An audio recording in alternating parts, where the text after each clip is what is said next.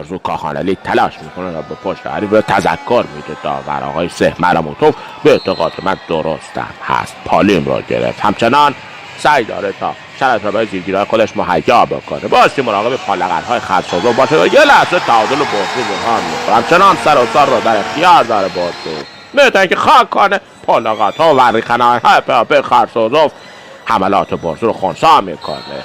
دوباره سعی میکنه پشت حریف بره. همچنان در تلاش هست و سخت هست رسیدن به طرفای قاسم بالا خاک میکنه 2 امتیاز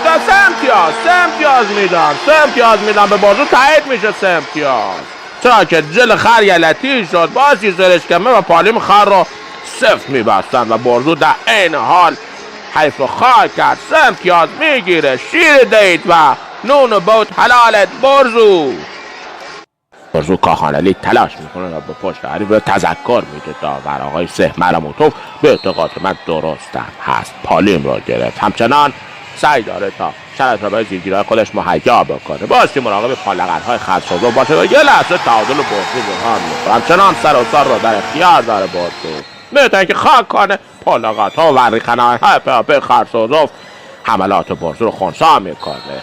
دوباره سعی میکنه پشت حریف بره. همچنان در تلاش هست و سخت هست رسیدن به طرفای قاسم بالا خاک میکنه 2 امتیاز 3 امتیاز میدن به بازو تایید میشه 3 امتیاز چرا که جل خر یلتی شد بازی زرشکمه و پالیم خر رو صفر میبستن و بازو در این حال حیف و خاک کرد 3 امتیاز میگیره. شیر دید و نون بود حلالت بازو کاخان علی تلاش میکنه و به پشت حریف تذکر میده داور آقای سه مرموتوف به اعتقاد من درستم هست پالیم را گرفت. همچنان سعی داره تا شرط را به زیرگیرهای خودش مهیا بکنه. باستی مراقب پالغرهای خدشازو باشه و یه لحظه تعادل بازو بحران میکنه. همچنان سر و سر را در اختیار داره بازو میتونه که خاک کنه پالغرها و وریخنهای به خدشازو حملات بازو رو خونسا میکنه.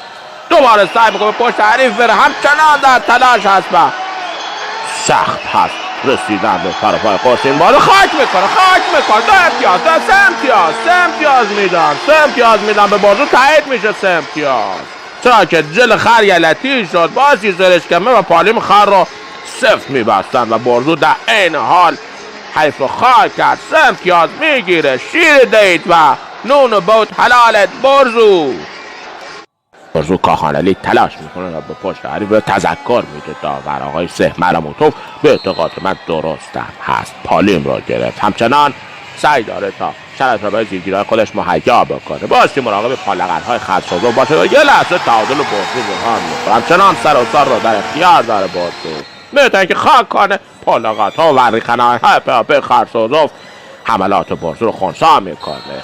دوباره سعی میکنه پشت حریف بره. همچنان در تلاش هست و سخت هست رسیدن به طرفای قاسم بالا خاک میکنه 2 امتیاز 3 امتیاز میدن به بازو تایید میشه 3 امتیاز چرا که جل خر یلتی شد بازی زرشکمه و پالیم خر رو صفر میبستن و بازو در این حال حیف و خاک کرد 3 امتیاز میگیره. شیر دید و نون بود حلالت بازو کاخان علی تلاش میکنه و به پشت حریف تذکر میده داور آقای سه مرموتوف به اعتقاد من درستم هست پالیم را گرفت. همچنان سعی داره تا شرط را به زیرگیرهای خودش مهیا بکنه. باستی مراقب پالغرهای خدشازو باشه و یه لحظه تعادل بازو بحران میکنه. همچنان سر و سر را در اختیار داره بازو میتونه که خاک کنه پالغرها و وریخنهای به خدشازو حملات بازو رو خونسا میکنه. دوباره سعی میکنه پشت حریف بره. همچنان در تلاش هست و سخت هست رسیدن به طرفای قاسم بالا